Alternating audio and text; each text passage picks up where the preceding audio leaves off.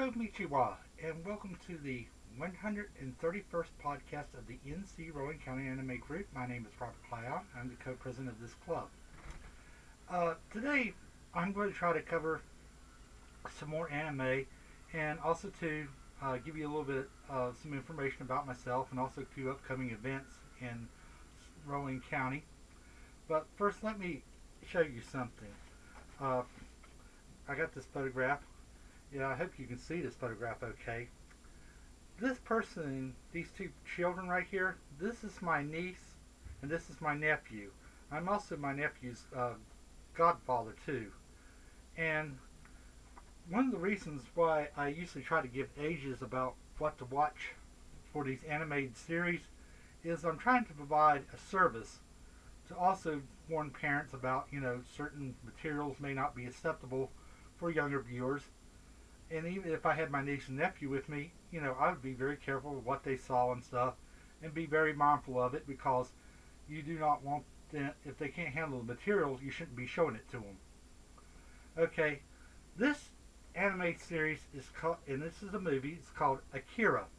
This was shown on the Sci-Fi Channel back in the 1990s, and it's a very violent anime, to say the least, and it was put out by Streamline. I think Carl Masick had a lot to do about bringing Akira over here to the United States, and also too was responsible for Robotech. It's a known fact. Recommended age for Akira. I wouldn't let anybody under the age of, let's say, 16 watch it. It's got very mature themes in it. This anime is only 2 episodes, and it's all that was ever made. It's called Elf Princess Rane. This anime too is not for young kids to be watching.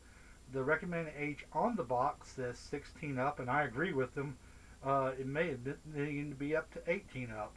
There is nudity in it, and it is a spoof and a comedy. And the story runs okay. There's only 2 episodes, and it's an alright anime. If I had to give it a grade, I'd say, okay, C. Because I would take off points because there was some stuff that I didn't really feel like was necessary to the story. This next anime that I'm going to be showing you is called The Masters of Animation. Now this is volume 4, and this is the volume with Japan in it. And this was actually, I bought this from the library book sale. This was actually in the Rowan Public Library at one time, and because nobody checked it out and stuff, it got discontinued and pulled. And I wish I had all the volumes, but unfortunately I've only got volumes 3 and volume 4. This one has a very interesting clip in it.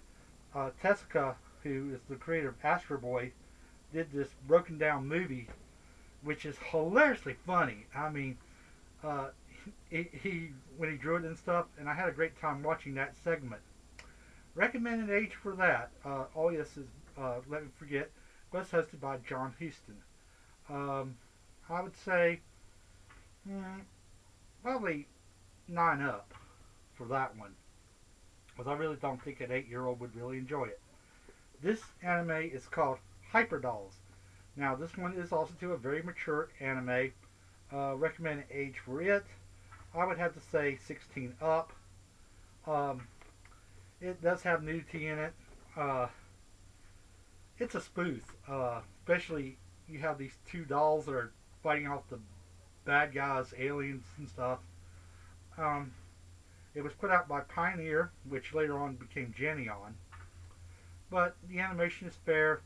Story plotline okay. Another C. Now this one is actually a sequel. It is called Marionette J Again. I just finished watching all of it today. There's about 6 episodes altogether in this series, and it's an alright story. I liked it. Animation moves very nicely. Out of it, I would have to rate that one, if I was going through A, B, C, D, that one is a B+. And I'm only taking away a few points that I felt like maybe they could have drawn it a little better, or the story could have moved a little bit faster, or it didn't explain it very well at some points. But that is my opinion. Um, and you know, you could probably watch this and you probably would have a different opinion. I wouldn't mind you voicing it and saying, "Hey, you're wrong." Well, our next meeting is this coming November 20th. We'll be meeting in front of the Books a Million at 5 o'clock. At 5:30, we're going over to a person's home to watch Vexian or Valix, whatever way you want to pronounce that anime, put out by Funimation. Okay, December 4th, we will be meeting again in front of the Books a Million, this time at 5 o'clock at, wait a minute, excuse me, at 4 o'clock. Let me get my thoughts here. At 4 o'clock, at 4:35, we're going to leave there and we're going over to co-president Tim Will's home to have our Christmas party. And also too, this will also be our 8th anniversary party. In January, this is going to be, this, I made a mistake the last time, I want to correct myself. 7th through the 9th is Ichabod Con. I'm supposed to be there, and pray to God it doesn't snow. I hope it does not snow. I would love to make it to this convention. It has a lot of great guests. I'm supposed to be doing panels at this convention, and I hope that I can see you there. And I highly recommend if you can go down to Charlotte to go to Ichabod Con, please do. Alright, in January, let me go and check it one more time.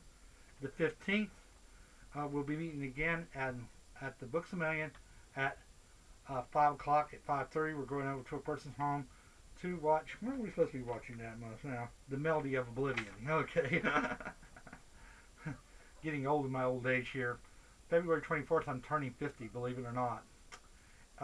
In February, we're going to be going to a convention called What the Hell Con. That's the 4th through the 6th. And then the 18th, we're going to be showing Gantz. And by the way, we'll be meeting in front of the Books a Million again at 5 o'clock. At 5:30, we'll go over to the person's home to watch Gantz. Be forewarned, Gantz is a very violent anime. It does show the dark nature of humanity in it. It has sexual themes. It's a very mature anime. And that will also go for the manga. Don't let a little child pick this manga up and read it.